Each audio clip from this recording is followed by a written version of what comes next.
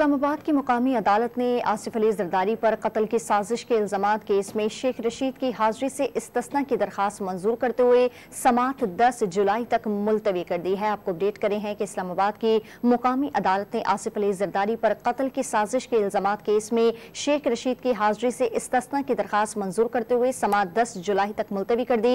मजीद तफसीलात जानते हैं उमर मेहताब बर्नी से। उमर, बताइएगा मजीद क्या पेशरफ सामने आई है? जी देखें, आज डिस्ट्रिक्ट एंड सेशन कोर्ट में साबिक वजीर दाखिला शेख रशीद अहमद के खिलाफ आसिफ जरदारी पर कत्ल की साजिश के इल्जामात के हवाले से मुकदमे की समाअत जुडिशल मजिस्ट्रेट अब्बास शाह ने की।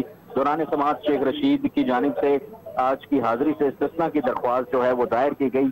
शेख रशीद के वकील सरदार शहबाज की जानिब से मौक़िफ़ अपनाया गया कि मौजूदा सियासी सूरत हाल में PTI लीडरान की गिरफ्तारियां की जा रही हैं। शेख रशीद के घर पर भी 2 मरतबा जो है वो छापे मारे गए हैं। शेख रशीद जमानत पर हैं और किसी केस में मतलूब भी नहीं है। शेख रशीद के रावलपिंडी और इस्लामाबाद में रिहाइश गाहों पर छापे मारे गए हैं।